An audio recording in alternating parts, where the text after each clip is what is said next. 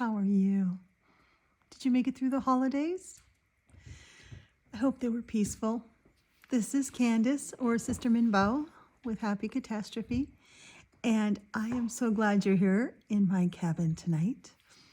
We're going to play with some Tim Holtz Distress Gel crayons. They come in packs of 6.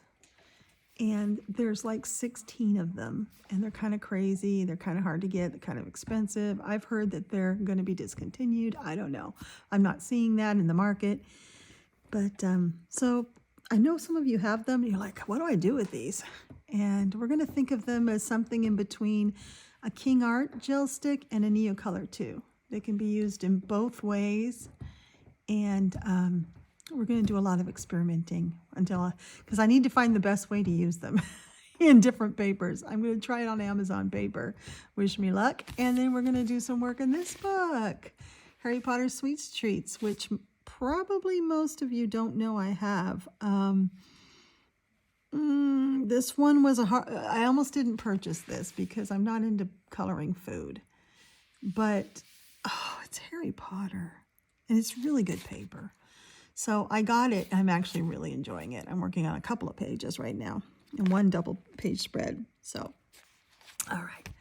And of course, there'll be a chicken. Let's get to it. So I wanted to show you my collection of Tim Holtz Distress crayons. And I am keeping them in this container that I got off Temu. It's probably 12 this way by 8.5 this way or so. And so here's all my distress crayons. These are what they look like, and they're a gel stick kind of. They're like a they're a water soluble gel stick, so you can use them like a Neocolor 2, but they go on more creamy than a Neocolor 2 does. They're more like gel. And so in that sense, they're more like a King Art gel stick. They're somewhere in between those two because they're thicker and more opaque than King Art. But they don't feel like a Neocolor 2. Like, these aren't dupes for Neocolor 2s. But you can use them in exactly the same way. Are they cheaper? I don't think so. And I think that Ranger is discontinuing them, so I don't know why they're still so expensive. But you buy them in these 6-packs. And I just took the last one out of the 6-pack. And the 6-packs are like $24, $18 to $24. They're very expensive. So I get them used.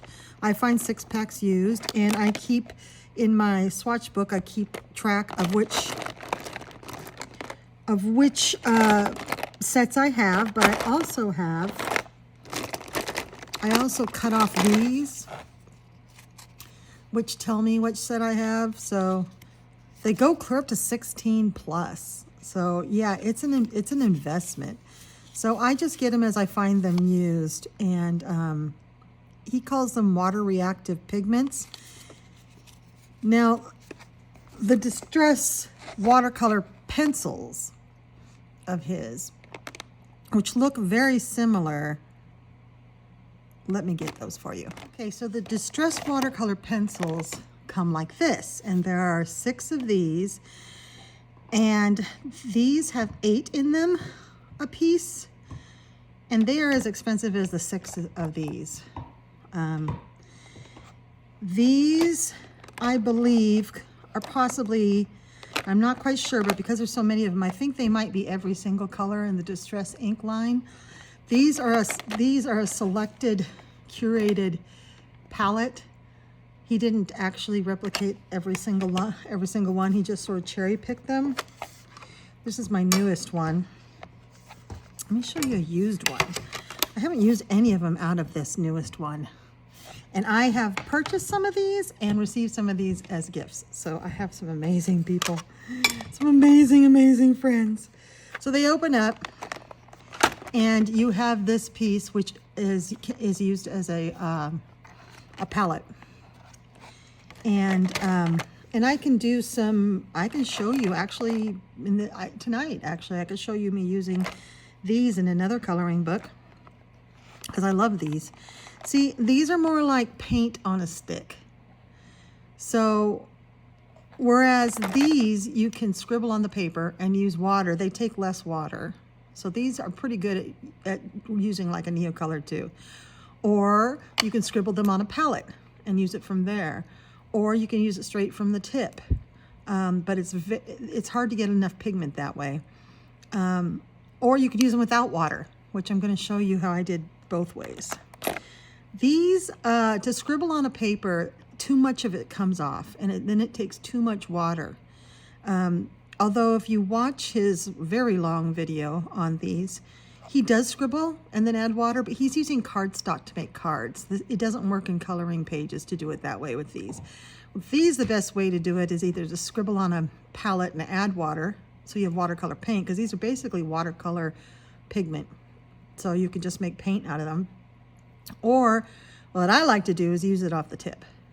And that's where I get a, probably not this fat of a brush, but I get my brush wet, and then I kind of just do this so that I get some on my brush, but whatever flicks off flicks onto the palette, and then I use it off of my brush and off of the palette at the same time. And I use these a lot, especially in Kirby. These work fantastic in Kirby. They're phenomenal. So the difference being, this is a gel and this is pure pigment.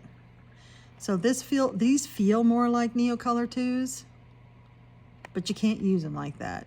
And these look more like a gel stick, but you can use them like Neocolor 2s. So these are softer, they're gel, you can smear them. You smear them, you don't smear these. These are smearable, just like a King Art gel stick. And you can add water to make them look like, give you like a painterly look. I love that, doing that. These pretty much look painterly, fill in whatever you do with them. They basically are paint in a stick, if you think about that, watercolor paint in a stick.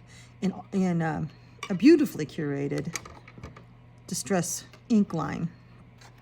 These are probably my favorite mediums to use. And that's how much I love them so much. These would be in my top 5 favorites. Just because they smear so good, and they are very water soluble, but it doesn't work in a lot of our coloring books that way. And let me show you that. So we're going to work out of Lost and Found, R.J. Hampson. This is a buddy I'm doing with Veronica Dunn, 66.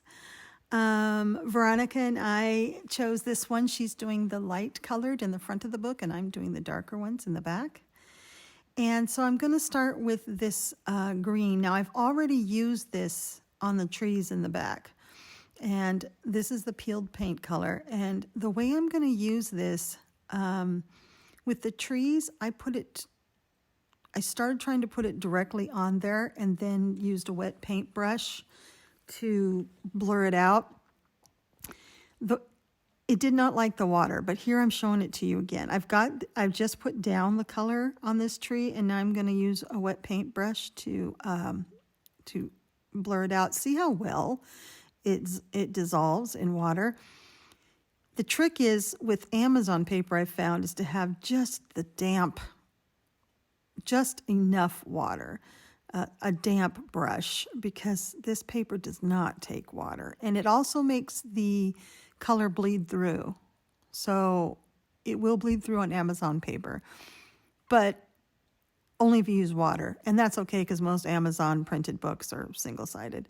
But look at how well that blends out with water. That's one thing I love about these gel sticks, is they just blend so easy, and it's so easy to make this really cool effect. I mean, that looks almost soft, like you could touch it.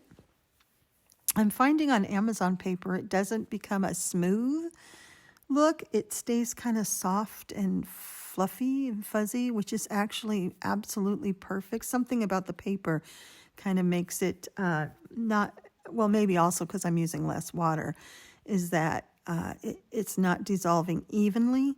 So it's got full coverage, but there's this neat natural look to it, which is perfect for this page. So I'm really enjoying using it with water, but I will show you some other ways soon on how you can use this when the paper doesn't take water that well. Now this is all just peeled paint. And if you can hear Jack chewing on his bone, you know why, because I'm making a video. Whenever I make a video, he chews on his bone, and that's the only time he does. So I'm showing you here, like I'm scraping off a lot of the water, and then I've got a clean towel, and I'm, you know, I really am just using a damp brush. And just enough to move that green.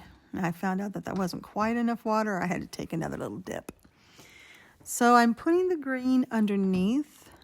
I'm leaving the tops white because that's where snow would be. I had a hair. So I'm putting the green right up where snow wouldn't hit. So kind of in the under parts of the branches. I just swiped it right up into the snow. The nice thing also about this is that for a bit, you can keep moving it. Like I could go back in with water and take out any stray brush strokes. But they dry, and they dry fast. You don't have to fix this to keep on working with them, because once they dry, they're dry, and they don't really move again. So that's one thing I like about them. Now, I decided I was going to use this really dark brown for the tree trunks back there. And I'm being really careful because these gel sticks are chubby. I'm just trying to put some color in there because I'll blend it all out. But these don't move as much as the watercolor pencils do. That's watercolor and it moves a lot. This gel doesn't move as much, so you have to get the pigment down there. And I found it's helpful to put a lot of more pigment than maybe what you'd think. If you, so you don't have to use so much water. But you can see how easy that is. It goes really fast. And that's why I wanted to see if I could use it in an Amazon book, because this is a fast medium for me and I can get pages done quicker. It's not a perfect medium for Amazon paper. Alcohol markers are pretty much the best thing for Amazon paper. And I probably will go back to just using alcohol markers again with pencils on top, just because that's what this paper can take and what looks good on this paper. But I wanted to use gel crayons today. So I choose my pages largely because of the medium I feel like using that day. I'm like, see how it's coming through? Because I'm using water, it's like, whoa, look at that. Now, gel crayons should not be coming through to the other side, should not bleed through, but it's Amazon paper. So,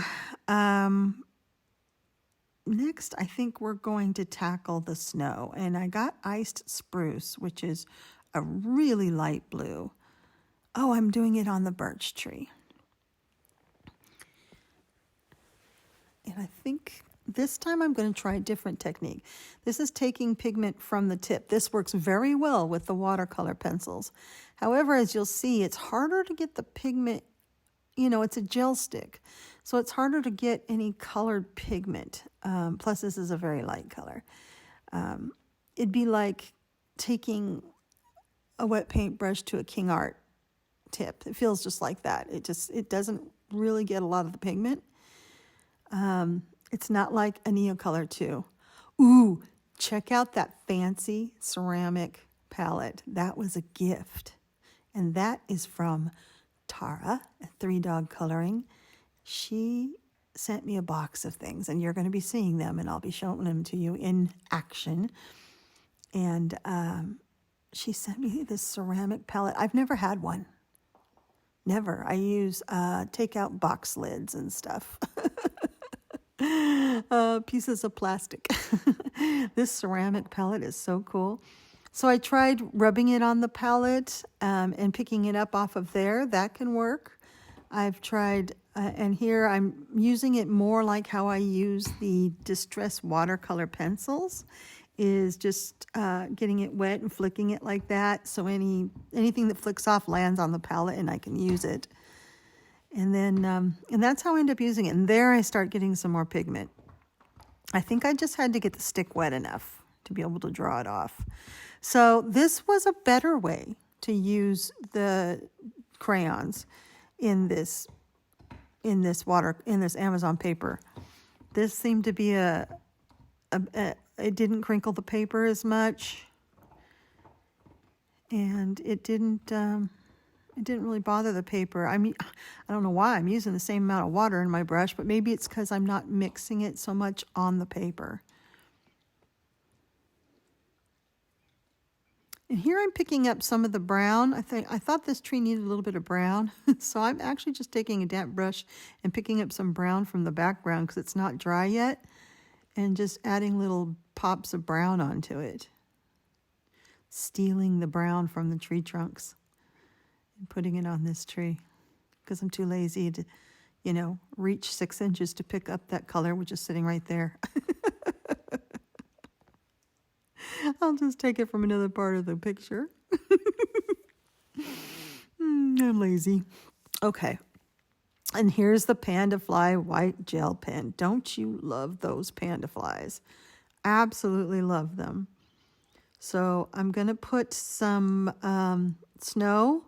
I have to be real careful because the Panda Fly is very juicy. And my nib that I have is kind of large. So I'm going to put snow everywhere, kind of doing it in circles to make it look, to make sure I have coverage and to give it kind of not so much a sharp angled look. The circles kind of help it look more natural. What I did up there was I just reached up and colored on a scrap piece of paper because it was gunking up. It is, this is by far the best white pen I've ever used, and the only white pens I use now, white gel pens. But like any gel pen, the gel will start to dry on the tip, and you just have to kind of scribble on a piece of paper or take your fingers and clean it off once in a while you're using it. But it never changes color. It covers everything. I get them off Temu, dirt cheap. If you don't like Temu, you can also find these on Amazon. They'll be more expensive there. And I'm just adding bits of snow.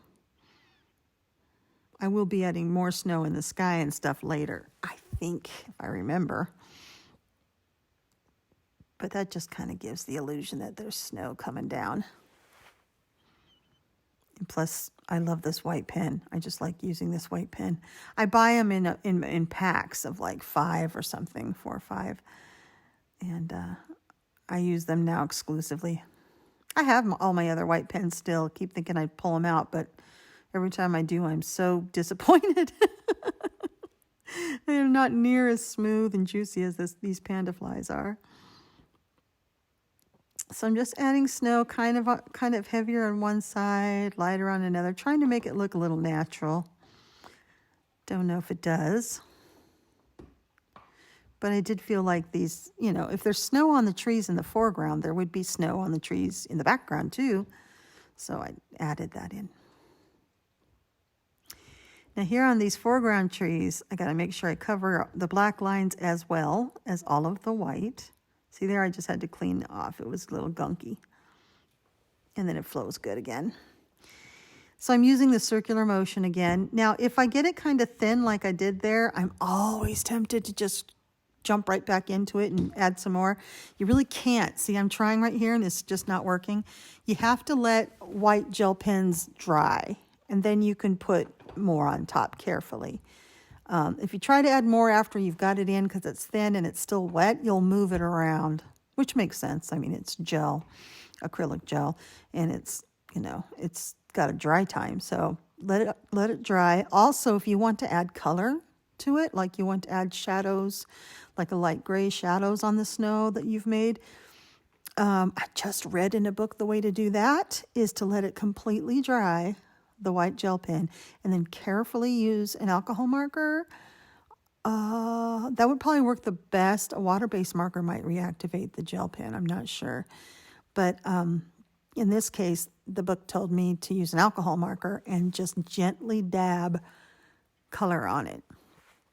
And you won't reawaken the beast of the white gel pen and make it move around. So I've tried to color white gel pen before and it hasn't worked, but I also wasn't very delicate. I think you have to be a lot more delicate than I was being. I think my pen's gunking up again. It looks like it. Yeah.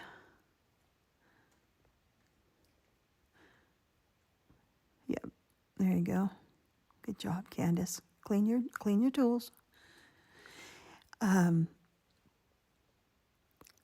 I think adding snow onto trees is such a great way of making a tree look natural and real. And just take out those black lines, take a white pen, and just kind of smear it around. And it really definitely highlights the tree, brings the tree out, but it also gives it this realistic look, like, yeah, that's where snow would be. Now I'm just following where R.J. Hampson put the snow here. I'm not adding anything.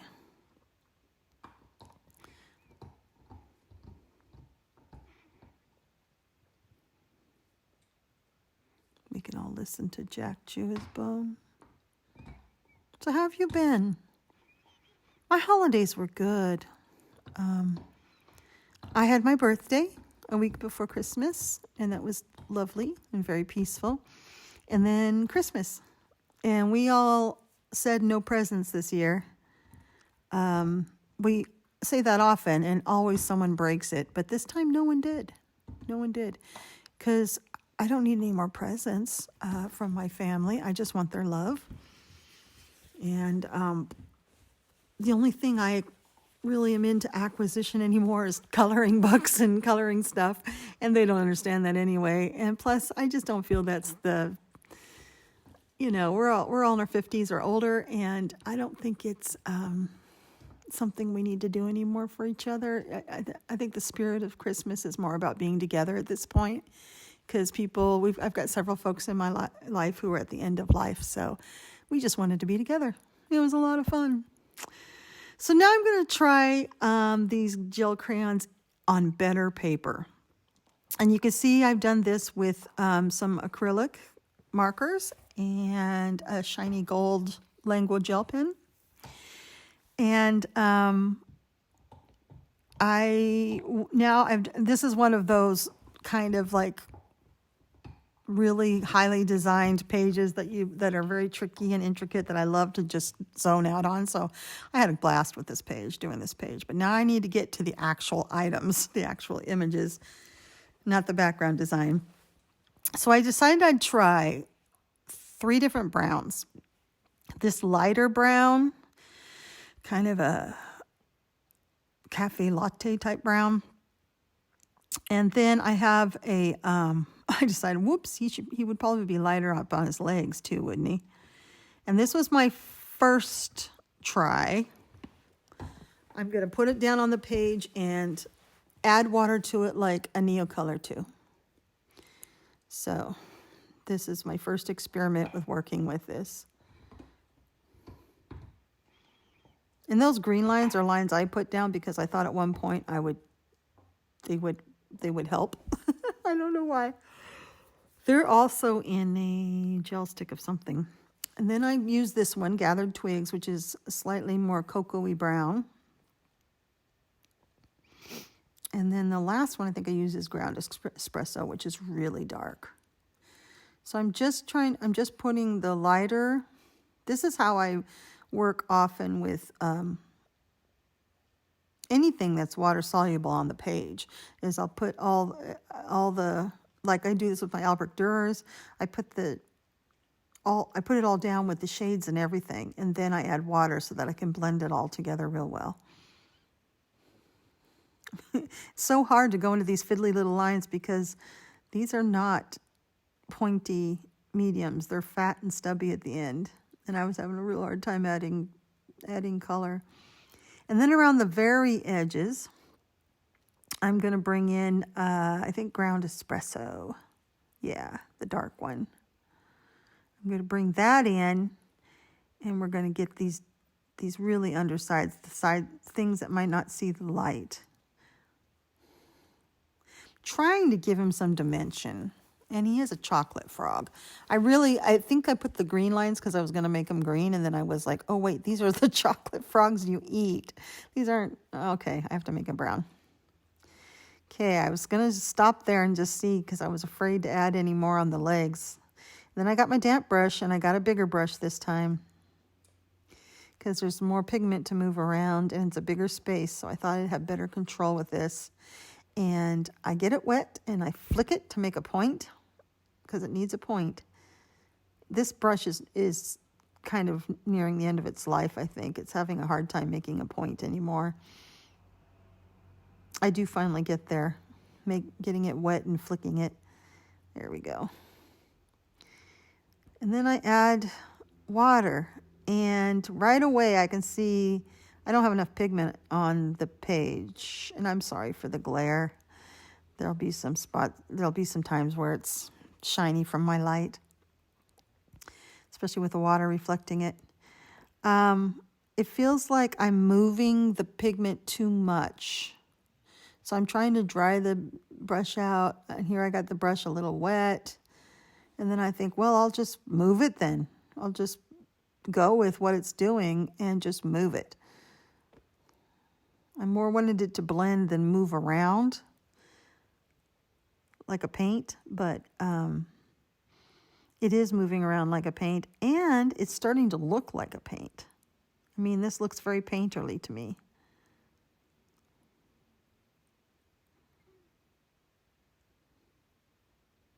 This is a lot of fun, though, I have to tell you guys. Putting down the color is like okay fun, but this, then painting and watching it turn into something is so much fun. Moving the color around till you get what you like. And I was having fun making it look painterly. I'm sorry that I'm shaking the table. I wasn't paying any attention. I had my belly up against the table. I'm leaning way over because I'm trying so hard to do a good job for you guys to watch that didn't realize my belly was shaking the table. Here I got a big glob of pigment, and I just, at some point, I had to stop mixing on it because the paper didn't like that. So I just left it blobby. Now, one thing I do end up realizing is that the painterly effect was kind of not what I was going for in a chocolate frog that you're going to eat. I mean, they were really dark, dense chocolate. These don't look so much like chocolate frogs as brown frogs. And I absolutely love what the shading's doing, and I love all that. But that wasn't what I wanted for this particular item, because this is a chocolate item. It's made of chocolate. So I don't think it's looking like it's made of chocolate, but I think it is a beautiful treatment. And it's so easy. I can always add more pigment. Probably after it dries would be best to add more pigment.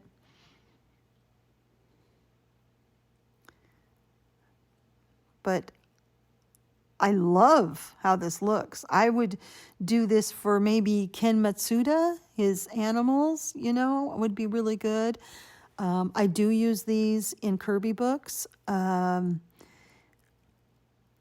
Anything that you want, this method that I'm doing with them, if you want more of a painterly look, more of a natural look. I have used this in a variety of the Japanese books. They work very well with this technique because you're not using too much water. With watercolor paint, you have to use a lot more water. The paint has to be wet. The brush has to be wet. It needs to move with water. This takes just enough dampness to dissolve it. Now here you're seeing the mess I'm making, and what I'm doing is I'm using a wet, clean brush to scoop some of that pigment off of there and either get it back on the frog or onto my brush. Just trying to clean up a bit because it was really messy with this foot. I'm also not too worried because I haven't colored that flower, and I can color it with something that can go over this, like acrylics or something. It is a gel medium, so coloring over it, you would need something that can color over gel, like pencils work fine.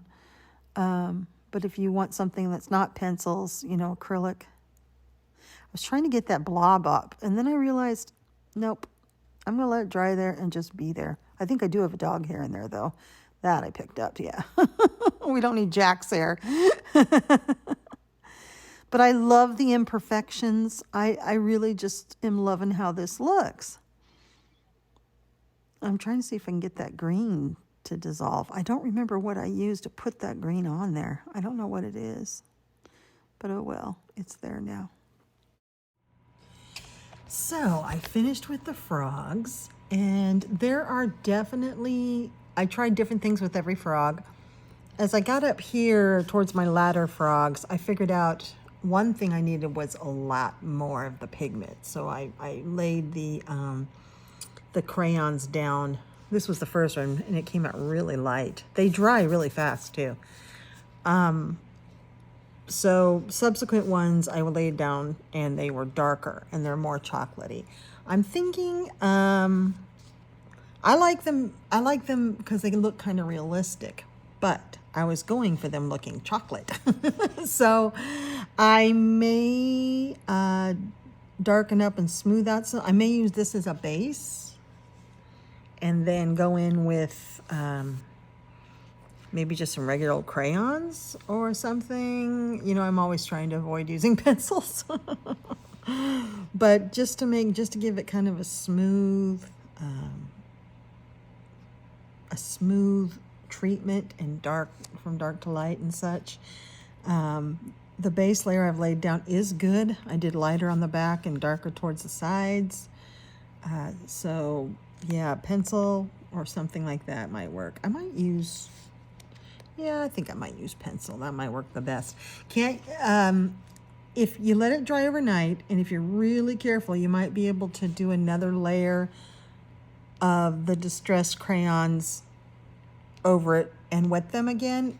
But remember, this isn't fixed. This will move if it gets too wet. So what I would do is put a dry layer of something on top. I'd use the distressed crayons dry and rub them in with a rubbing tool of some sort, or whatever, anything else, anything that doesn't require water. But so this was my little clip of showing you a couple of books. Now this paper is better than Amazon paper, but not much. Nothing went through. It is handling the water much better. It's not crinkling up, and I was able to do the entire page. And but I am going to let this dry overnight, just because it's late and I want to work on something else, and I can't work on this right now. I am learning to put things to the side and work on something else while things dry. My biggest issue is when I don't let things dry. So yay, so I hope you liked that. I don't have all the sets of distressed crayons. I have a box of them. They come in sets of like this, like you saw, of sets of 6, and they're expensive. They can be like $18, $20, $24, and that's ridiculous. So I buy them used. I find them on eBay, I find them on Vinted or Mercari, and I keep track of the sets I have. I know they go up to set 16. That's a lot. I don't know why you can't just buy these things in a big pack and not have to buy these little sets piece by piece. But I like them enough that I keep buying them because they just are so creamy. Is this one dry? Let's try something. Yeah, that's nice. So I might just do that. Yeah, see that? Can you see that? Let's get my other browns, because I don't want, that's the darkest one. Here's the medium one. See, they rub out so good. So I would take a blending tool, probably a paper blunt stick thing, and just because my fingers are not, I'm not accurate with my fingers and I make a mess. But yeah, these rub out so good. Oh yeah, that's what I'm gonna do. So it was lovely having this base coat put down with water, because now this top coat doesn't have to be so thick or so absolutely perfect, because I've got a base coat down. So it isn't white paper that's showing through. And that's nice. See how easy they are to use? Yeah, I love them. These are not the watercolor pencils, if I haven't said that yet in this clip.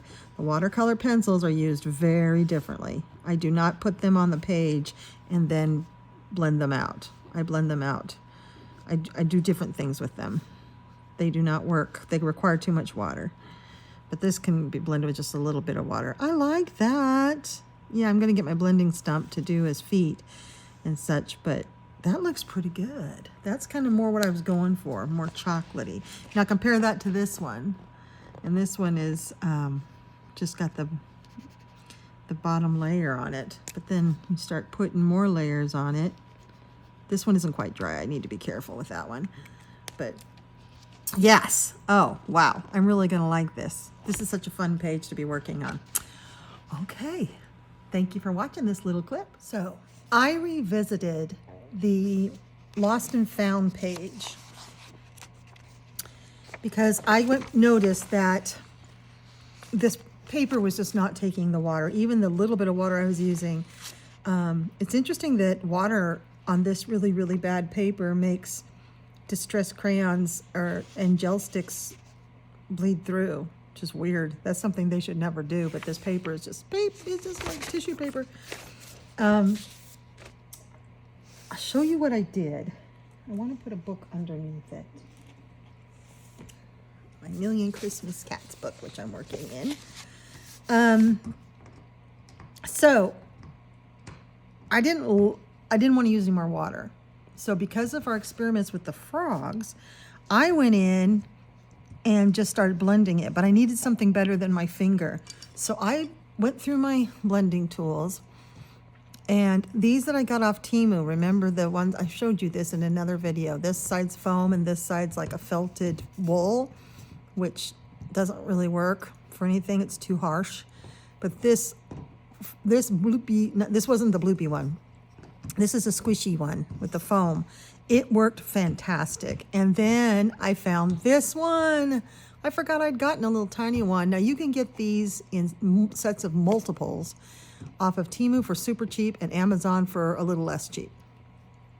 And so I use that. I use this little tiny one for the little spots and the bigger one for the bigger places. And just take a peek at this. Look at that blend.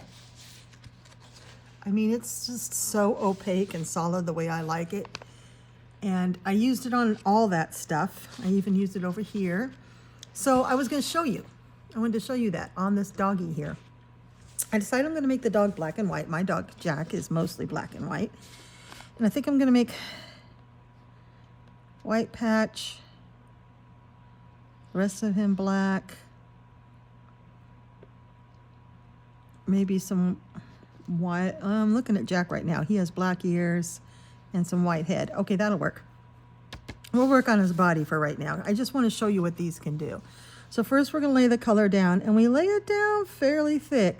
You know, if you want to be, if you don't want it to go over the edge, do it near the edge, because you're fat. These are fat and chubby, and you don't sharpen them. So, but just kind of go near the edges with enough pigment that you can smear it. And you don't need to work fast, but you also don't want to let this sit too long, because the longer it sits, the more it dries. These do dry. You don't have to fix them. But once they start to dry, they're really hard to smush around. So I'm going to do that all black. See how fast that was? That's a whole, I'm all into this fast stuff. Now, the other trick I learned is if you dip it in just a teeny bit of water, and I need my rag. Teeny bit of raw water, just get it a little bit wet. It even glides better. Now look at that. Oh, it's so good. It's so good. You can probably hear Jack chewing on a bone. The only time he ever does is when I'm filming. Oh, look at that. It's great. Now, to get in the small areas, you need your little bitty one, which I do like dipped in water and then just slightly damp, because that way it takes less effort to move this. That's too wet. That's too wet if it's if it's thinning it out.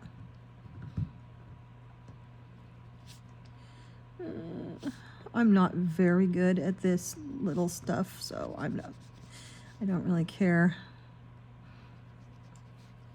But these little pointy ones are good for going along edges like this. And the more you rub it, especially in circular motions, the more it straightens itself out. And then as it dries very flat and matte without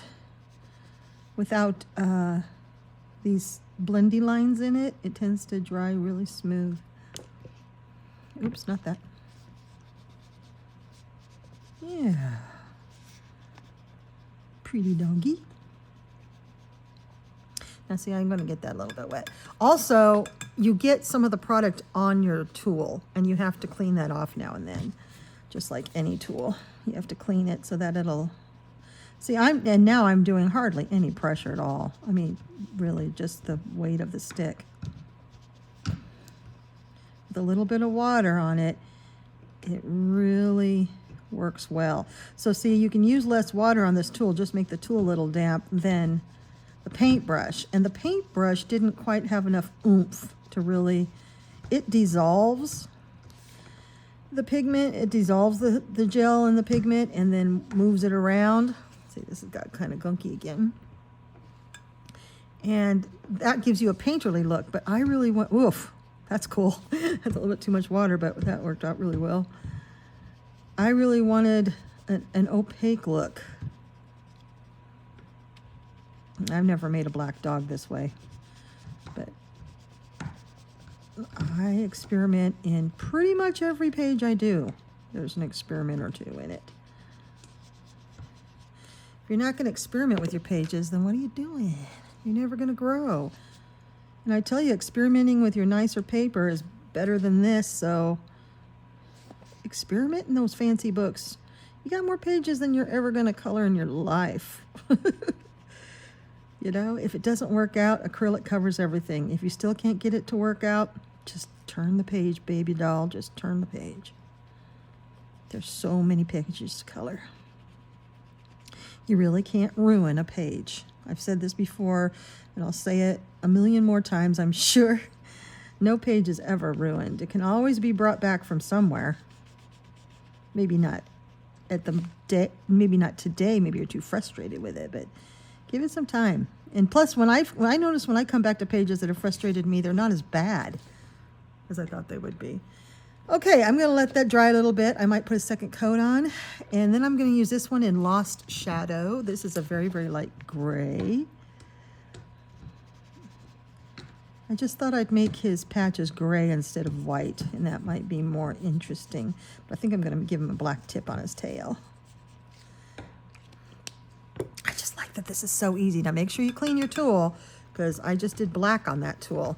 And make sure you wipe it until it wipes clean. Still wiping black off of it. If you have to, use soap. Use some mild soap. Hand soap.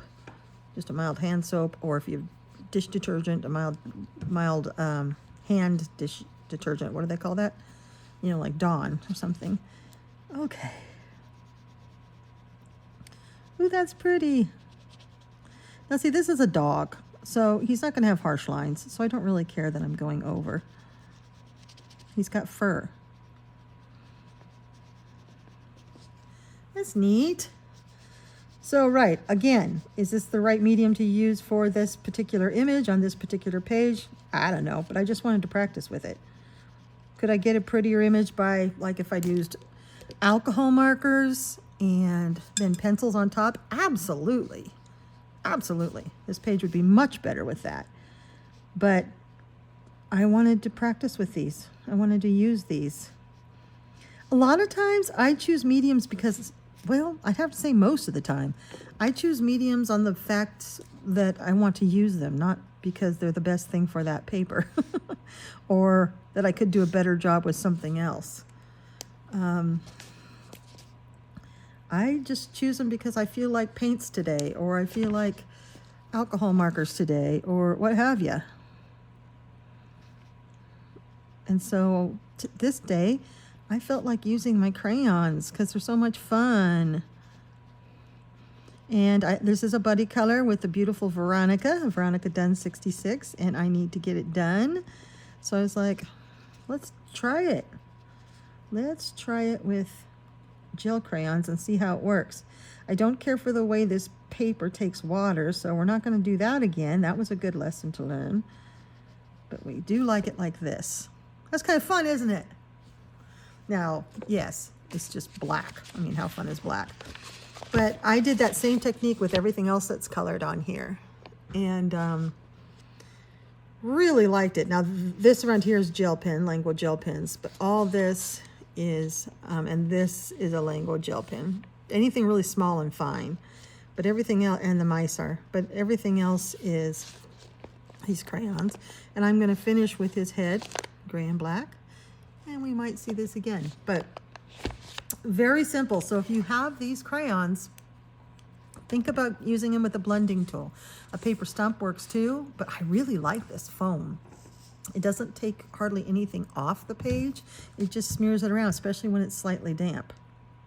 So, tips and tricks for you if you have these Tim Holtz mediums. All right, let's color something else. Okay, I finished the dog, but before we leave this page, I thought of something I could show you. And I think the dog turned out really well, very soft and fluffy. I don't know if I've ever seen a dog with a big white patch on its back like that, or a gray patch, but what have you. While I was getting ready to color something else, I did get a Instagram message from my friend Sue, who asked me to show how I color snow. Now, there's lots of ways to color snow.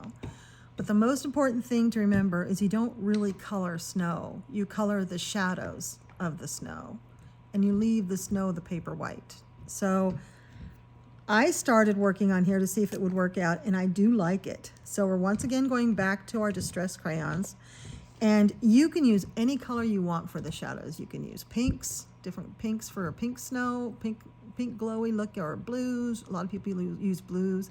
I'm going to use, you can even use green if you want to make green snow. Don't make yellow snow though. And I'm going to use this gray again, the same gray I used for the dog.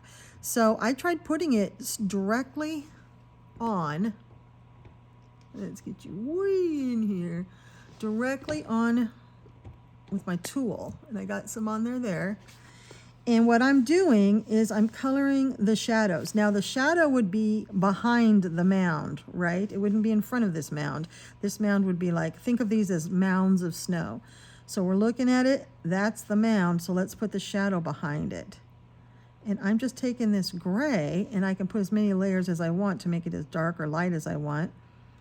And I'm just kind of putting it there. I'm gonna put it up here, just to show the contours, because we're going to take those lines out. I like to take the black lines out with a white pen, but first I like to do this. And let's do it behind this other mound now. We'll put some shadows in, basically shaping out where the hills are. And like I say, we could do this with all kinds of colors. And I'll show you different snow treatments as we go along, so I'm sure I'll be coloring other snow. It took me a long time, and I watched other people's tutorials, a lot of other people's tutorials, and then I just kind of started, you just put the shadows where it feels right. Like I would like a shadow between this white of the snow on the tree and the snow on the ground.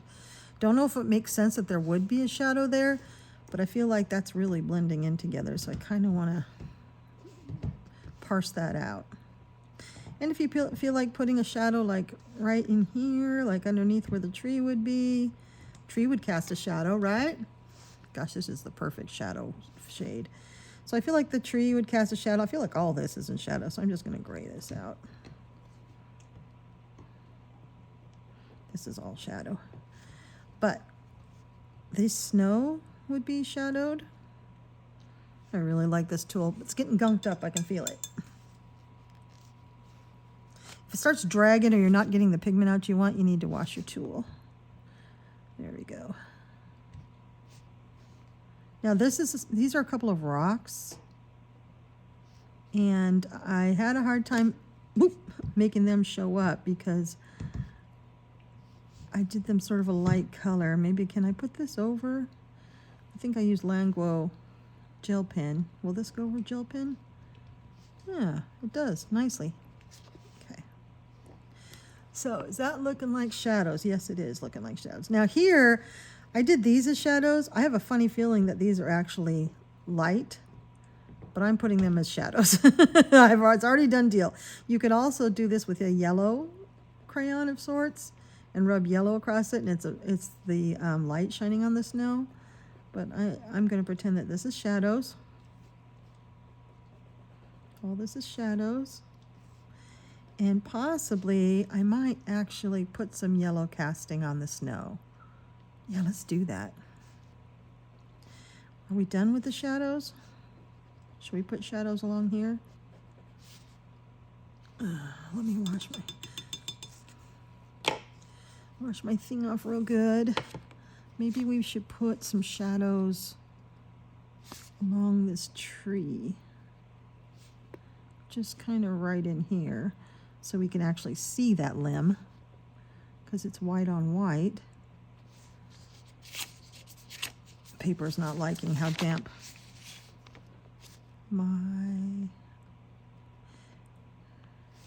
all right, I think those are good shadows. It's very subtle. Now you may have a dark, this is a light, kind of a light scene. It's got a street light right there, but maybe you have a dark, spooky shadow scene with snow, and you want a more darker look. You can extend these shadows as far as you want and just use a couple of gradients of color, make them dark at the base and go lighter and lighter as they get closer to the top of the mound. But I tend to go a little bit more minimal because I do tend to put too many shadows in. Now let's see. Not having my swatch sheet out. Can you see this? That's not the right yellow. I think squeezed lemonade will work. Yeah, squeezed lemonade will work. There's also mustard seed. No, that's a more orange. Yeah, we're going to use squeezed lemonade. I like this yellow. It's very, very sunny yellow. All right. Hopefully you're seeing all this. Okay, I think, yeah, my thing is clean. I'm going to take some yellow here. See what happens when I do something like this. Need to get my tool a little damper.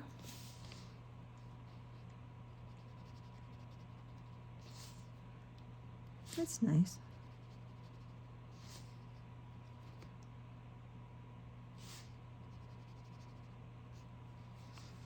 And then I think it would shine in between here.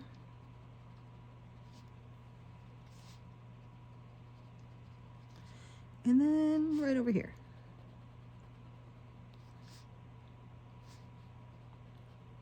And then I think it's going to shine onto this a bit.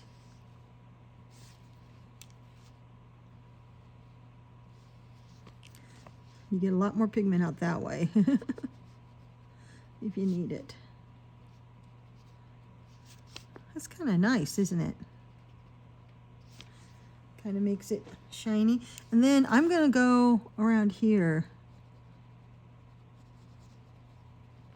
and just get my tool and just make this all bright. While I have my yellow out. What is that? Oh, I did it right over, right on top. Let's see if I can get that off. Right on top of our street lamp. All right. Give this kind of a yellow glow. Maybe off the top too. Have it go on to a little bit on to here.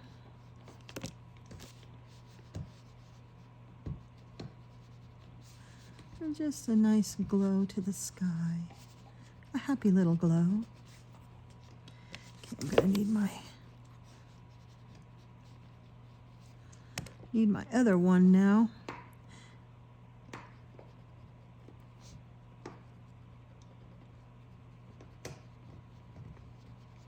I can feel it gunking up.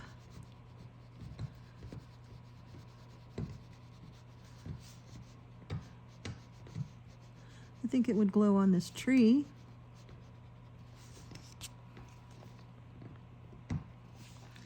Yep, I think it would glow here, maybe a little bit. It probably would glow in here, but I don't know if this will go over. I have to be really gentle. I already put that white gel pen down. So it might glow on the tips of things, not the house, it wouldn't glow that far. But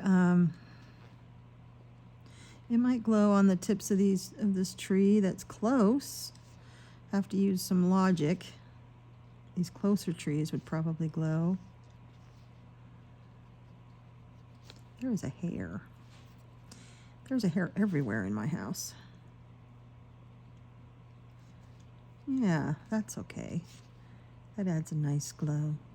Usually I put glow in first, but I didn't think about it till just now. All right, that's nice glowing.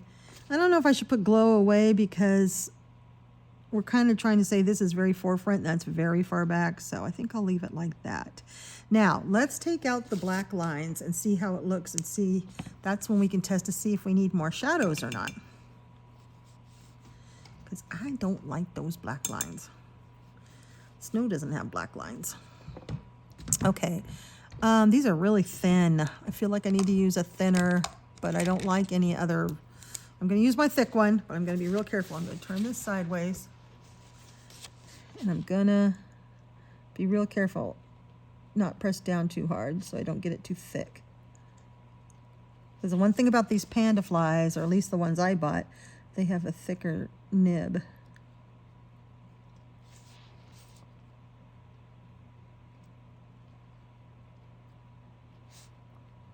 See, that looks more like snow. Don't you love the panda flies? Oh my God, if you guys don't have those, oh, they're so good. I can do that later off camera. We want to do these.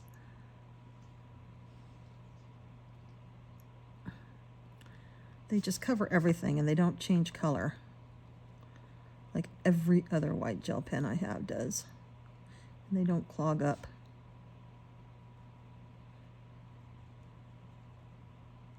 It's what I use to put snow all around here.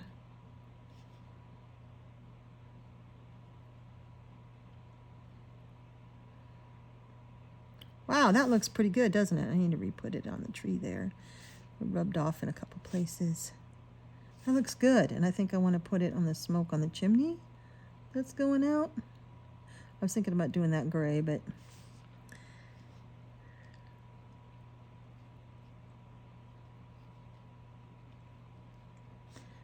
I'm really liking this. Is this how I usually do Amazon paper or even R.J. Hampson? No. Will I ever do it this way again? I don't know. It was fun. I'm just going to white out those stones. I don't like them.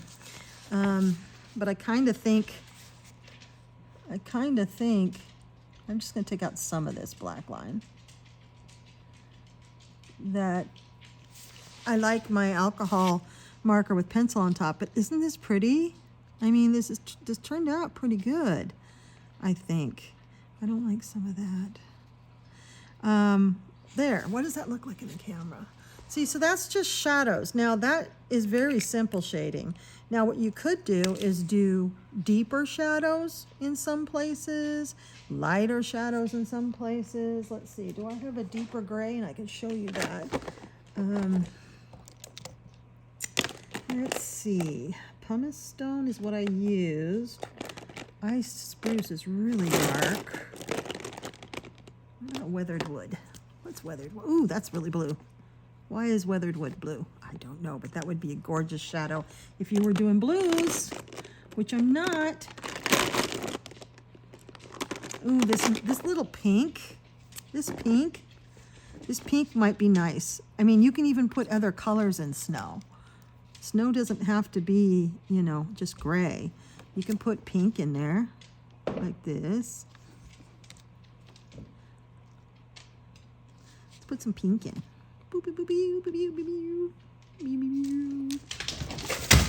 Good job, Jack. What did you just do? Where there's a will, there's a way. He wanted to jump up on the couch, and I have myself surrounded in filming supplies and stuff. Yeah, I just put a little bit of pink in the darkest.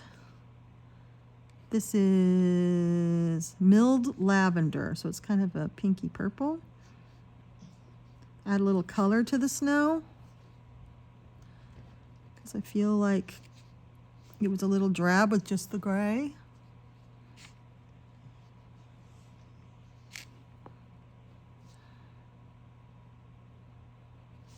Yeah, just here and there. Ooh, let's put it at the base down here. Just there, here and there. That's nice. I forgot anything over here. Yeah, that's nice. And you could put a little blues, a little yellows. I mean, snow reflects whatever is around it. Snow doesn't really have a color of its own, unless it's yellow snow. And so I might have to lock everything so Jack doesn't spill stuff. So, what do you think about that? So that's one way of doing snow. And then if, you know, you can always go back and put your white in where you need to, you know. If you don't like what you did somewhere, you can put white in. There needs to be snow on this fence, doesn't there? That's silly to not, oh, I just stuck my hand in that. I do that all the time. Snow on the fence. And snow right here. Yeah. So, oh my gosh, that might not be a fence. I think those are the tree trunks. It's a fence now. Yeah, I know what I'm doing, don't I? But see, that's a real cheap and easy way to do snow. Now, you could also take your language gel markers. I don't think this picture calls for it, but other ones do, and just put dots. You know the effect where you put more dots where you want it to be shaded and less dots as you go out? You can do that, like take your gray and do dots. I don't think it would look right on this page, but I've done it on other pages many times. So yeah, just color the shadows, give it the hint of snow. Snow scares all of us, but it should be one of the easiest things you do because you really don't color very much. And if I feel like I need shadows to go further out, I will. Or maybe I'll just blend these out more so there's not such a harsh line like I've got going on there. I might blend them out more.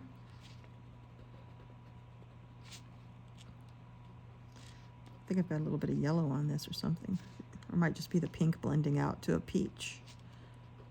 Yeah. So it's soft lines look better, but definitely lines that determine where your heels are. All right, I hope that's helpful with snow. So I finished the page off using alcohol markers for the little that was left. And then just kind of phoned it in for the wall and the floor. I just wanted to put something behind this picture, but I really like how that turned out using those gel crayons. So, and I even like the dog, although my choice of colors is strange. It turned out soft and fuzzy, so I need to remember that because that worked out really nice for fur and would work out good. I liked it also for the socks. It made everything look like it was cashmere or something. I liked that. Anyway, I really like how this turned out, and I'm excited. I sent it to Veronica, and it turns out this is actually a buddy for January. Okay. I have had a bit of a couple of months. Brain inflammation is strong in this one.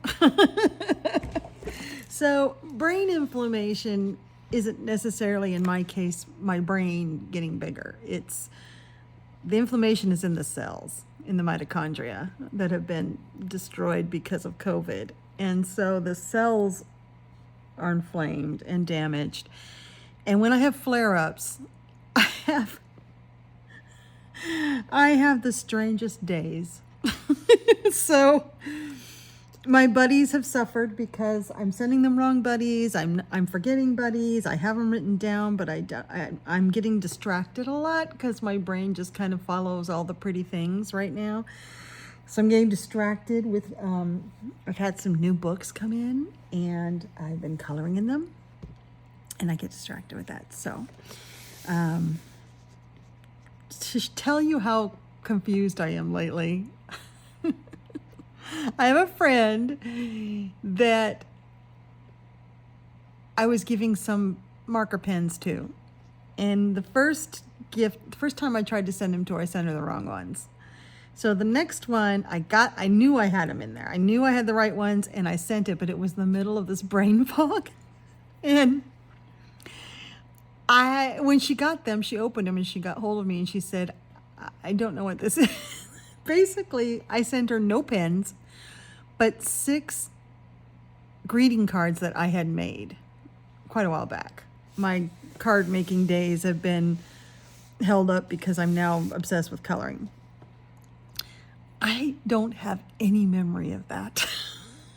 I have no idea why she got 6 of my handmade cards and no pens.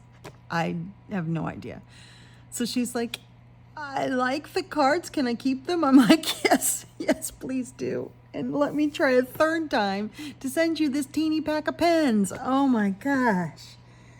I did not know you all have so much patience with me. Thank you so much through all my craziness. So I'm going to stick this back in because I'm going to spray it tonight before I go to bed to fix it. And I wanted to show you something else I have. Squee!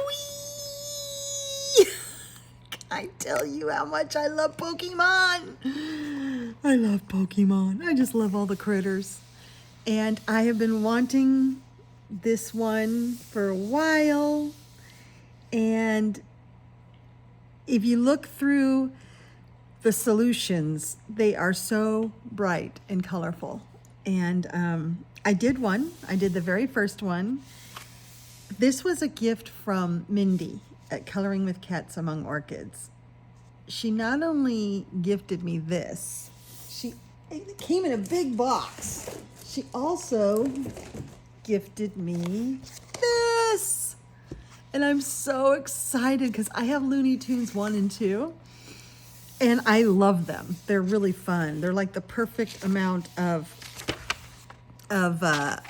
difficult.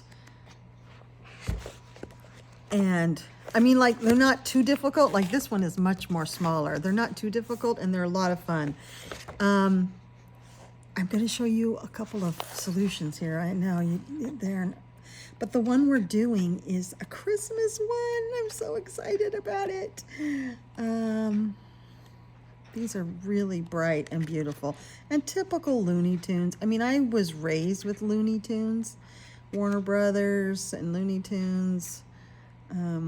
Grew up on the Flintstones and all of this. Bugs Bunny was my favorite. Bugs Bunny's my favorite character of all time. He's just so snarky and funny. See how colorful these are? And these aren't super intricate, but the one we chose kind of is. We chose this one. This is the one we're going to do. Is that fun? Page 28. We're going to do this one with Elmer Fudd in his, I think, jammies? I don't know. They got big feet, so I think it must be jammies. Let's look at it and see what it looks like. Oh, see? Now, I haven't even started. Mindy finished hers, and it's beautiful. Here's Mindy's. I got to show you Mindy's. So gorgeous. And it's so bright. I love the yellow she used. It was absolutely spot on. She said she used all Languo acrylic markers. So you guys are going to make me buy a new set of Languo acrylics, aren't you? That's going to happen, I'm pretty sure. Because everybody's got newer sets loves them than the one I have. And I don't know, Languo, they'll do anything in a heartbeat. I mean, it's hard to tell what you're going to get when you get it, but it's so good. So I'm really excited about this one. I'm very excited about his big old feet. And I'm going to be sorting out the colors tonight before I go to bed to get started on that. Now, I wanted to show you one I did finish in Mindy's beautiful gift. And that is this one, a magic carp. I did the magic carp. These are fun. These pages are pretty impossible to tell what they are. They're very, very detailed with lots of colors. The one I'm working on the second one, and look, it goes through all the way through alphabet and does even some symbols. So I don't yet know. I don't know the name of it, but I'll show you something I got to help me with that. But Magic Carp is here to help me also show you the other gift Mindy got me. Is she gave me a whole box of Tule Arts. I know, I'm spoiled. These were ones that she had used, but she just wasn't pulling them anymore, and so she sent them to me. And do you know that Tule Arts has glitter? I did not know this.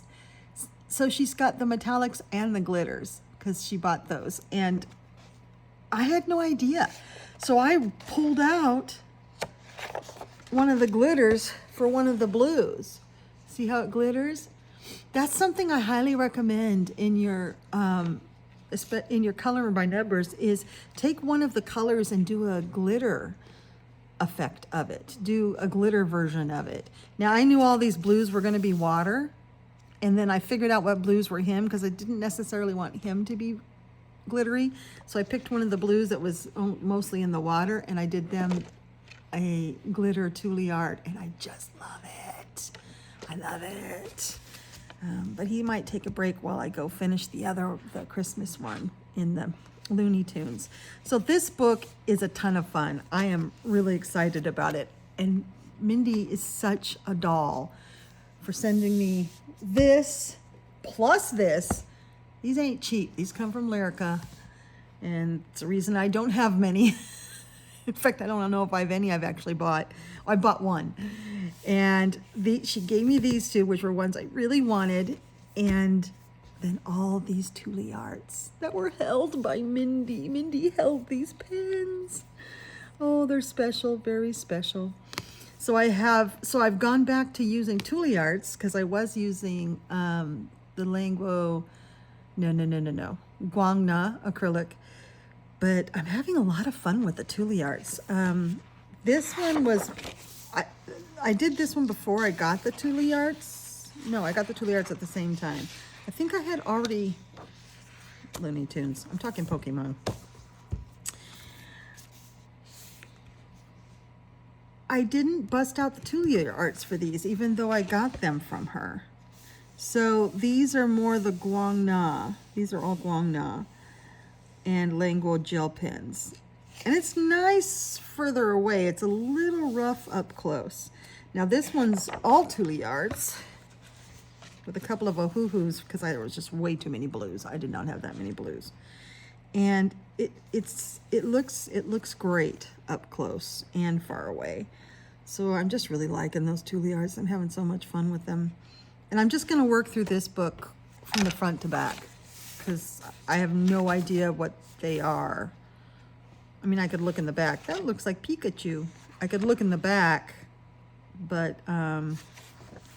yeah, I don't want to. I want to just have fun. Now, how did I know that this was Magic Carp? That's something that I bought myself off of... No. I was at... Yes. I was at Barnes & Noble, right? I usually write where I get things. I was at Barnes & Noble. No, this was more recent. I must have got this off at Walmart with my client. My client was at Walmart, I think. Yes. And it has all the Pokemon types. And it has like every Pokemon plus their evolved states, plus their very special states, which are only on a certain island. All of them, all of them, all of them. So I just looked for it and found Magikarp. Now they're kind of ordered, they're ordered alphabetically, which makes it kind of difficult because you have to know their name to find them. But if I don't know their name, how do I look them up? So I just sort of looked for the fish, and it's a mythical. I thought it was water. It's a mythical.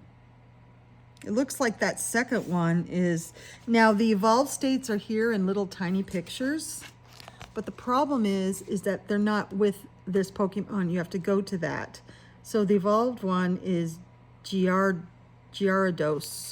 So then I have to go find it here because it's alphabetical. Yeah, that's absolutely the one I'm doing now, isn't it? Not the Mega, but the regular Gyarados. So that's the one, that's the second page. Cool, I can write that down. Once it appears, it goes on a rampage. It remains enraged until it demolishes everything around it. It appears whenever there is world conflict, burning down any place it travels through. Wow, isn't that appropriate right now? That sounds like that yokai. There's a yokai that does that only shows up when there's conflict, but it brings peace. This one is angry. Well, what is the Magikarp that it evolves from? Underpowered, pathetic Pokemon, may jump high on rare occasions, but never more than 7 feet. In the distant past, it was somewhat stronger than the horribly weak descendants that exist today. Sad. He's sad. That's a sad Pokemon. But then he evolves into this monster thing. It tells you how to pronounce it too. Gyarados. Okay. It tells you how to pronounce it. It tells their height, their weight in both metric and imperial. It tells you its gender and its abilities and its weaknesses. It's really fun. I just like it because it's got all of them in one place and I can find the Pokemons that... Gengar is one of my favorites. I have a Pokemon Scholastic book, and Gengar's one that I colored, which you will be seeing soon. But yes, so this one, the Super Duper Extra Deluxe Essential Handbook of Pokemon. It was a passion purchase, but I loved looking through it and seeing all the Pokemon and new ones and testing my memory of Pikachu, a mouse Pokemon. I didn't know it was a mouse. Just testing my memory on the names of them, and some of them I can remember. But so much fun. So I'm using that as a reference. Because I don't think in the back it tells, does it? Oh, it totally tells. Totally tells what they are. Well, in French. Like this is an Eevee, and in French it's Evoli. So that's interesting. Oh my God, Snorlax, and in French this is Ronflex. So yeah, so much fun. Oh my gosh, Mindy, you are a superhuman. Yes, you are. To think of me, and I didn't even know. I can't remember if I knew the Tuliarts were coming or not. I think I did, but I didn't think there would be as many. There's a lot. And I'm just plugging away. See, I get these new books and then I forget my buddy colors because I get excited and I do 1.5 pages in Pokemon, when my buddy was really in this one. So I'm starting tonight. I promise, Mindy, I'm starting tonight. All right. What can I show you next?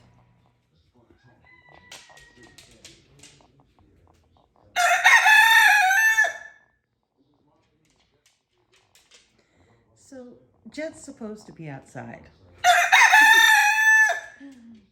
But there was a bad storm, and I brought him in for a while until the storm was over last night because I knew he'd be scared. Where are you going? Oh, he likes to jump onto my camera. Just thought I'd let you hear his crow because the big brave boy wanted to come back inside today. That's my big brave rooster. Love you, Jett. I hope you liked that little video of Jett. We had a terrible storm all night long, and he was scared the next morning. And so even though he's locked up safe, and so he came knocking on the door and wanted to come in. So he came in for a bit, but he then ran back out to his family, and he's with his other chicken family, his other family, the chickens, 24/7 now. He loves it. He's very much the bottom of the totem pole, but he does love them. So I know this video is getting long, but I don't care. Do you? I'd like to show you a couple more gifts I received because of this brain fog thing I've been having. I'm really confused on where I am now that I'm starting to come out of it with unboxing and videos. I owe you so many completed pages videos, so you're going to be seeing all these videos coming out now that I'm feeling a little better. And I meant to show you this one, Mythographic Wolf Moon. Now, this was a gift from an anonymous friend of mine. I know who they are, and I'm so grateful for it. This is from that new artist to the series, Gloria Shugleva. And the reason I'm doing the flip through here is that you guys have seen a lot of flip throughs, but so I didn't think I needed a separate one, but I did want to go through it. Because there's been a lot of talk about how it's not what people thought. They thought there'd be more wolves in it. There are a lot of wolves in it. They're just sort of in one half of the book and then not the rest of the half. But I think it's also what people are guessing. An artist coloring book of Moonlit Animalia. So it's Wolf Moon. Right. There's a lot of wolves in it, but then there's a lot of other mythical creatures and mystical things. I got the hiccups. I don't think I want a whole book of wolves, actually. This one I love because I love the fiddly bits in the background to just doodle with. So that's a fun doodling page for me. And then they're just kind of really cool. The funny thing is she's using these Gothic arches like that are in Undead Academy and the one I really love, Midnight Murderess. But this isn't the same person. This is Gloria. So she didn't do Undead Academy. That's all Shelley Carroll and that. So this is gorgeous. I just think, and yeah, there's no wolves there's not a wolf in every single page, but half the book has wolves, literally. And I just think this is so cool. I like her art style a lot. It's very colorable. It's also very mythographic. I think she fits in well. This one is so cool because the wolf is looking at an image of a woman. When the wolf looks in the water, the image back is a woman. I think that's so cool. I want to do this one, but I'm not quite sure how to do it. This one, here's another wolf one where she's putting on the mask of the wolf and becoming the wolf or something. I mean, they're not all sweet and cute. There's some intense ones too. Look, I love this one. I just think Gloria's art is beautiful. I really do. This one has neat lights like coming down. This would be fun to be both snowy and sparkly. And the moon is, it looks like there's a eclipse happening actually. Yeah. Now, why is this one in here? I don't know. I love it though, because I love coloring koi and Japanese style fish. So the Moonlit Animalia, there's lots of sparkles everywhere. So, make this at night. I don't think I've ever colored a top-down page into water that was night. That's a challenge. That would be fun. Figure out how to make it look like night when you don't have any sky. This one a lot of you love. It is gorgeous. Look at her faces. Her faces are so good. Yeah, and look at that owl face. I think her drawings are really good. This is a good one for the winter. There's another wolf one. There's a lot of wintry ones in here. Wolves kind of make you think of winter. This one not though, butterflies, but still has all this sparkly stuff. Where Fabiana does swooshes, Gloria's got sparkles. This one is cool. It's a mermaid one in Wolf Moon. Yes. I think she just meant it to mean like you know how the moon is named different things. There is a wolf moon, there's a blood moon, there's a, you know, an earthworm moon. It could be that she was just naming it Wolf Moon to give it that mystical feeling, but there is a lot of wolves in it too. I think this is one of the prettiest mermaid pages I've ever seen. And I love it that she's got fish ears. I like it when the mermaids aren't totally human. And there's some great fishies in there. This is neat with the water lilies and stuff. Wolf cubs, so cute. But this is like a space timber page. These are wolf cubs in space. Remember Pigs in Space? Pigs in Space! That's what this page reminds me of.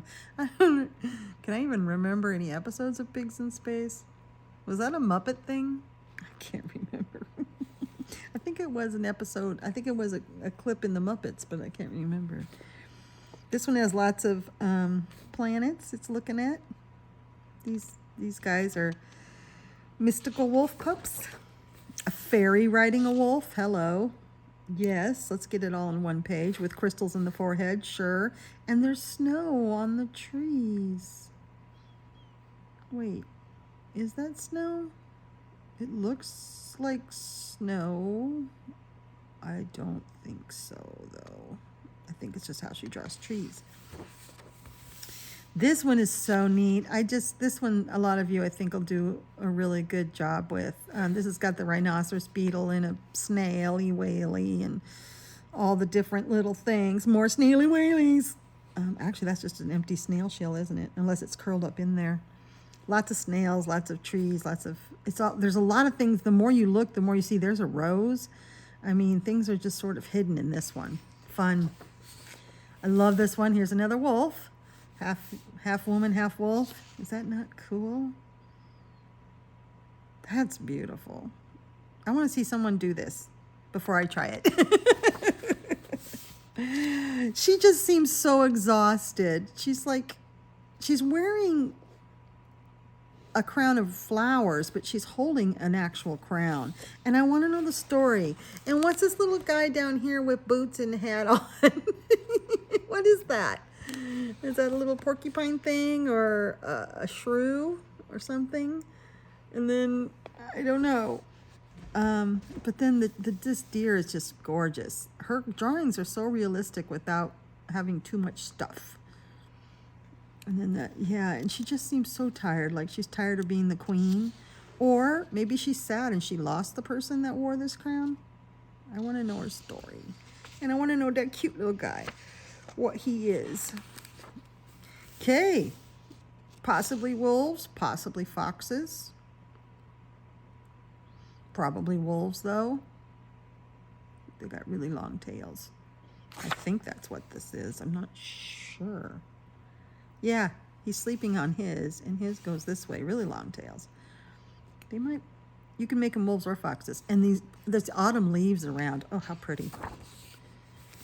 Okay.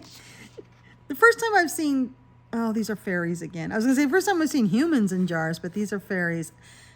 I have this thing about things in jars, and I'll only color the page if there's no lid blocking them in. I know it's weird, but I don't want to color things trapped unless it's a Mythogoria. Then, But just like a regular pretty mythographic, this is beautiful, sparkly. And they're just wandering around looking at the pretty flowers, but they can fly out anytime they want, so we're good. The lid's over here. I think those look like Candice is what they look like. And some kinds of daylilies? No, not daylily. I don't know. Cornflowers. It's really pretty. I think it's also blowing my mind because these leaves are going out of the jar. Like that's a branch in the jar going out of the jar. And these leaves are going out of the jar. So how do you color it? Is it a fake jar? I don't know. I would just probably color it as is. Yeah, this is glass, but plants can grow through glass. You know, it's a mystical thing.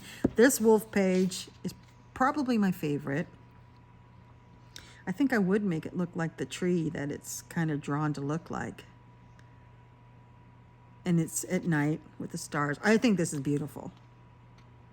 I just love that page. This wolf one. See, there's a lot of wolf pages in here. I'm not sure what people are saying because it's not all wolves, but there's a ton. This is cool because her dress is kind of see-through, so you could do really fun treatments on her dress. And then this wolf, again, she looks very, very sad. What's happening? And I love it that she drew things with flowers at night. I like flowers at night. So often night pages don't have open flowers. I don't know if you've noticed that, but I like night. And this is kind of neat because this is like the moon is in front of the sun. Like maybe it's a lunar eclipse. I love this one. I love jellyfish. I don't color a lot of them. I don't know why. Probably because a lot of the jellyfish I see aren't on single-sided. No, a lot of them are in Mythographics because I want to do it with alcohol markers to give it that jelly look. But these jellyfish are flying over Christmas trees. I don't know why jellyfish are always flying. They are in these books. Here's another wolf or fox. Could be a small wolf. The face looks like a fox though, doesn't it? I love how its tail turns into wood, like it's part of the of this background. And then a candle, because why not? You need light sources. There's candles, and there's a funny bird. Is a bird out at night? It's a night bird. This one, oh, I love this page. It's so cool. She's so majestic. Don't you just imagine her being extremely slow moving, and if she moves at all, and just, yeah, like maybe she moves a little bit every century or something. I think it's neat. Another wolf. This one with the moon. I like this one a lot. This one would have been fun to do for winter. I'm not sure I'm going to get into this book. Well, yeah, I'll get into it before winter's over. Maybe next month. I'm not sure. I have a lot of things planned already, and I'll have a video coming out with my January plans. Not sure I have room for any more.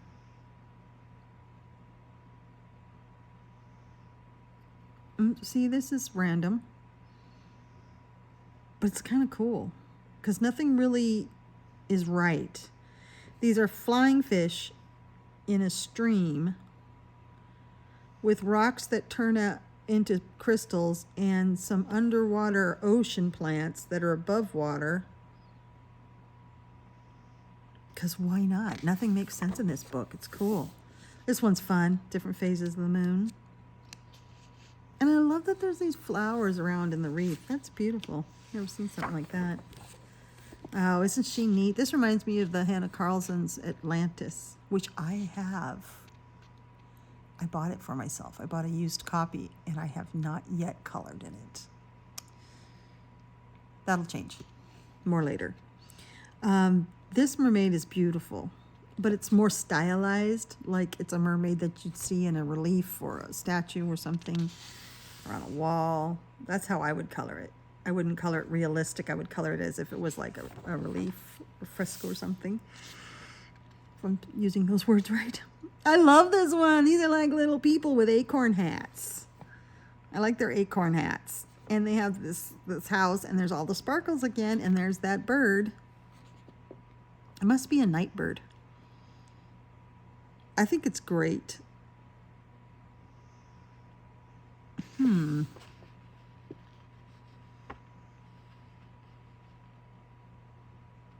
There's no way Mythographic would use AI, right? Because I don't know if you can see this, but this piece of wood kind of goes up there and then it blends into a rock. It could, actually, that might just be poor printing. It might just be missing the lines right there. That might be just poor printing. Yeah, because it's missing a few lines. That's just like a glitch in the printing. Whew, scared me. So I'm like, why would there be an AI Mythographic? I'm going to look through this carefully when I pick a page, just to make sure. Wow. This giant, is that a giant ladybug? Is this the moon or is this the earth? I think this is the moon. There's butterflies all around it and a fisher that's kind of really dynamic. But then there's these humongous bugs. Look at them all. There's a ladybug flying, and this is one of those rhinoceros beetles again. This is cool. Yeah, her drawings make no sense at all, and I love it. You know, just birds with keys flying around with bubbles, random bubbles, and I love it because you can do anything. You can use any color, anything, because it's so fantastical. This one is really cool. Oh, I'm so not good with color palettes, but this one needs a palette. And it needs someone who's good with palettes to do it before I do it. Because it could be beautiful. These are like stylized clouds and it's just, they're stunning with all the sparkle and yeah. So we had a big chunk where there weren't any wolves, right? But there were wolves in the beginning up to that chunk, and then here we have more wolves. So it's, it's not all wolves, but I love this one. It's like he's her companion, and like this swoosh is coming out of the water. Like, is she magically doing that? It's just very cool. And you notice there's a lot of, many of the pages have the moon in it. This one is really neat. These are all crystal mushrooms. Ooh. And she's kind of drawn in reflections for you to guide you. So, that would be so much fun to make them reflect and maybe have light inside them. Get out, in one of those how-to color books, I found one that I love, love, love. I just realized how low my light was. I love, love, love the how to color crystals. A deer with strawberries. A baby deer. More cornflower. Bumblebee. Look at all the strawberries. I love them. Now, so this is very random for this book, I would say. But it's so cute.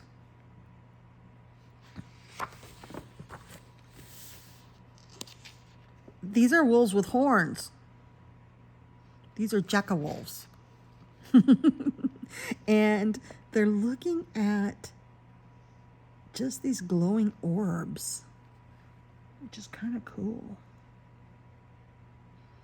This is totally fantastic.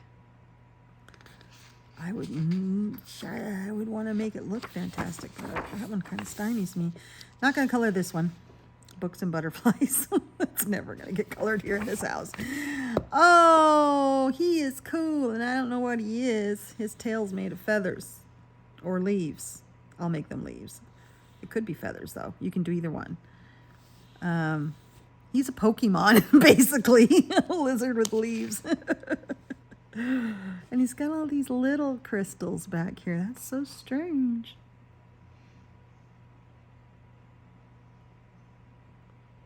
I like him. He's fun. Reminds me of Dragonspell. She's cool. She's a tree.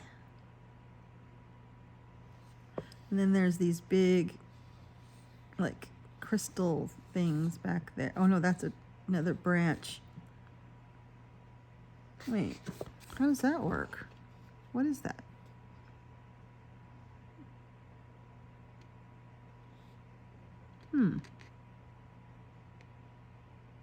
Oh, it's cool. Her underwater plants, she had used a lighter pen because they're not, yeah, they wouldn't be as dark.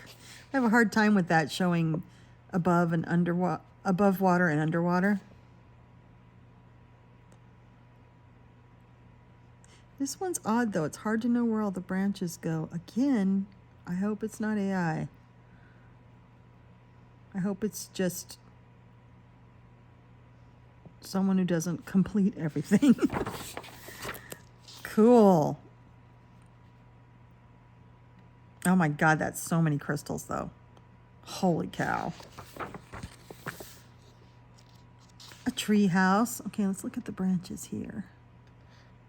She's just, I think, got a weird branch style because it's only her branches. They just sort of kind of go everywhere, and I think that might be just her style. Nothing else seems odd, just only branches. It's kind of cool though, the way she made them swirly here, because it really adds motion to this. Oh, wow. I thought these were eyes. I would make them eyes. That's like a, no, it's not. That's a moth. I thought I knew what kind of moth it was, but I think I would make it like sparkly, white or silver or something. Oh, yeah, this definitely is an AI. AI could not handle this and make it make sense. Okay, we're good.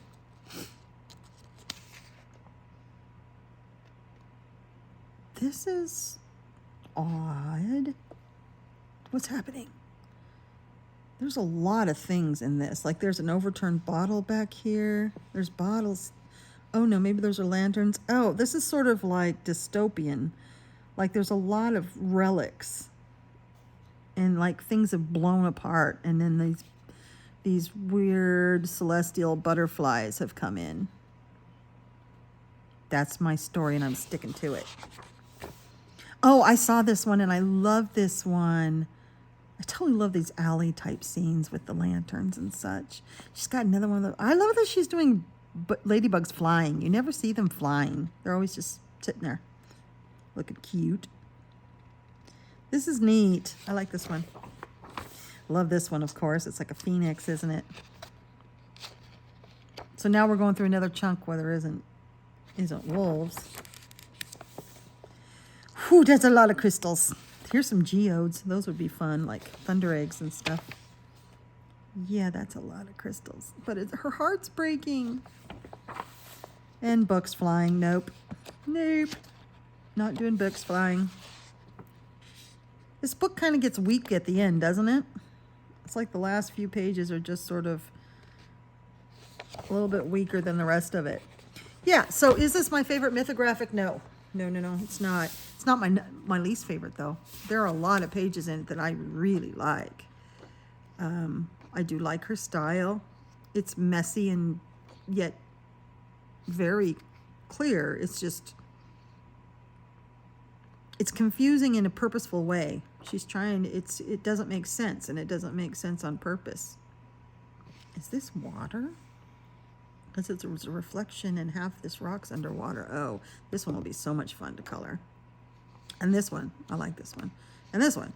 See, there's a lot I like. I think the book's a lot stronger in the beginning and then kind of gets weak at the end.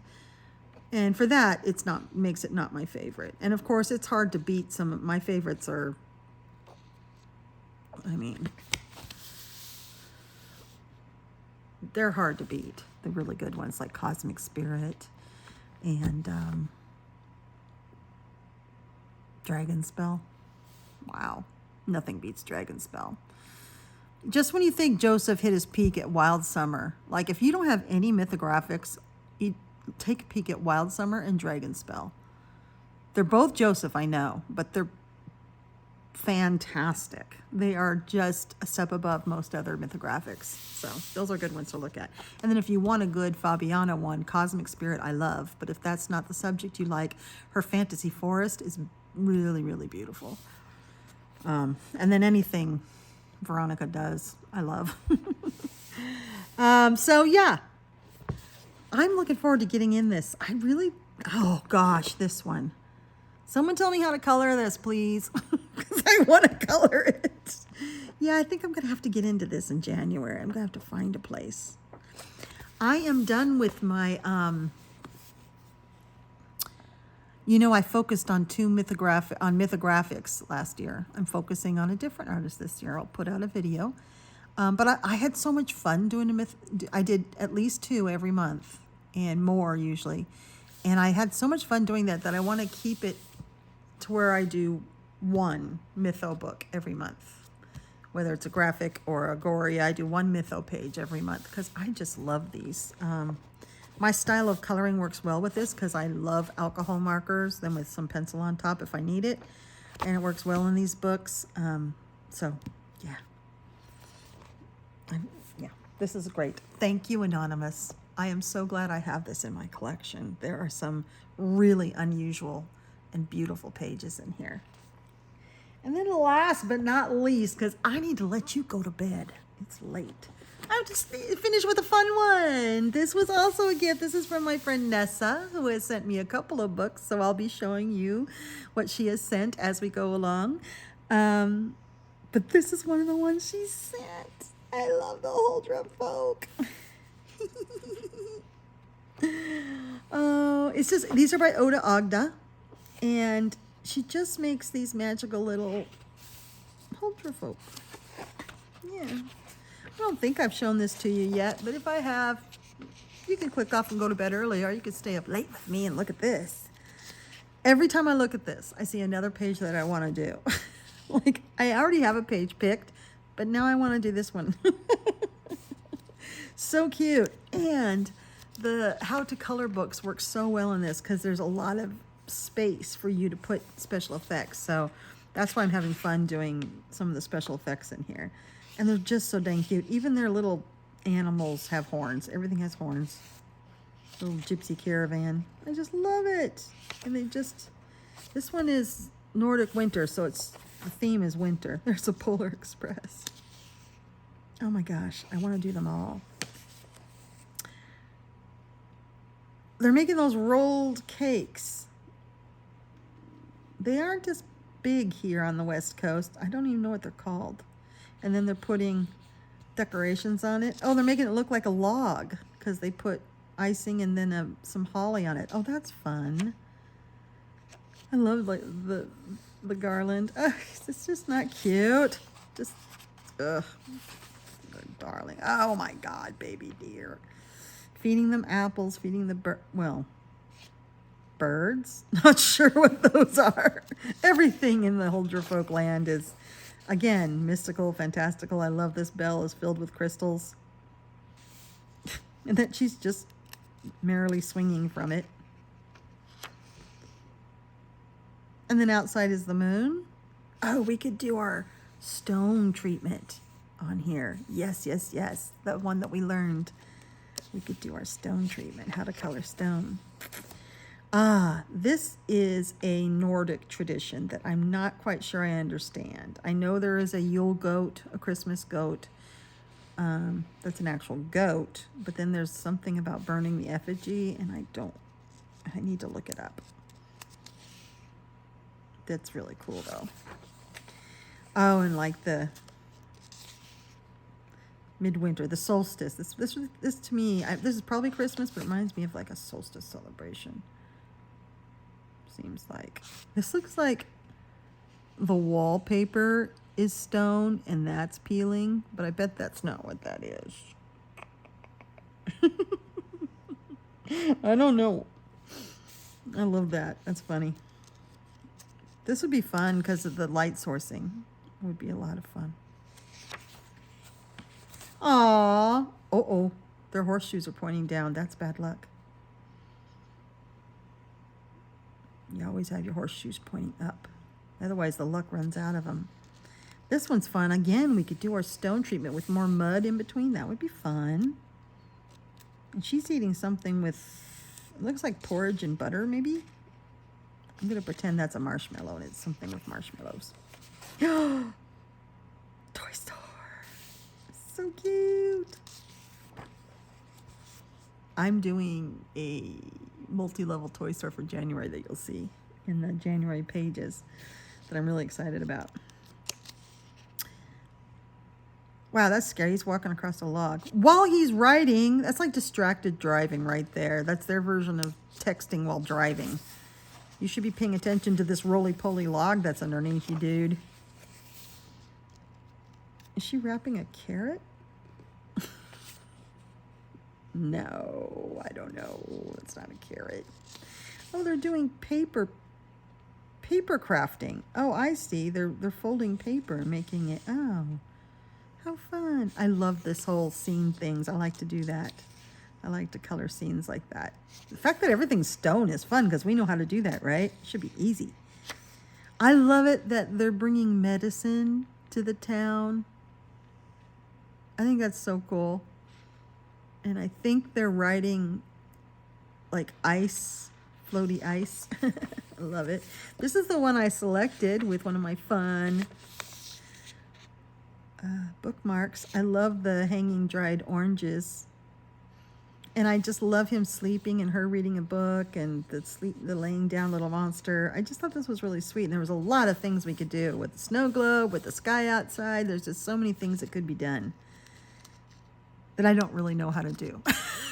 So this might be another learning page. I love that. We can get out our how-to color book and learn a lot of things, fabrics and clothing and glass and lots of stuff. Oh, this deer is adorable. I love it. Oh my gosh.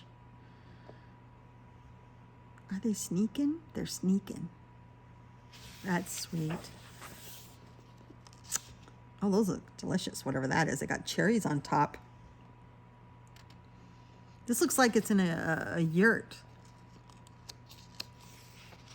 Yeah, I would color it that way. Oh, decorating the tree, the little kids with their tails. They're just adorable. And they're just doing stuff, you know? We just color them doing stuff, and I love it. This is so cute. What a clever, I mean, Oda Agda doesn't just do the, you know, you see the same pages over and over and over and over again in all these. And there are some of these that are very similar to others, but I don't think I've ever seen one where someone's crawling out from underneath a table with some dice.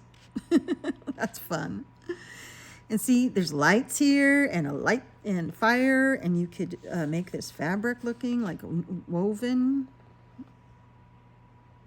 How fun. Santa's in an air balloon.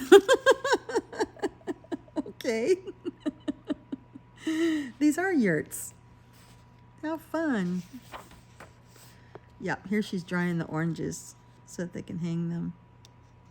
I need to do that because do they retain their scent? Because it seems like dried fruit doesn't really smell. It must be maybe drying them in the fire like that's better than dehydrating them. I don't know. They are pretty though. Oh, the horsey's seeping while she's got to draw color ice. I love this. She's got some fish and her tent is set up. Nice. Oh. So funny. He's just a funny guy. Oh, I love it.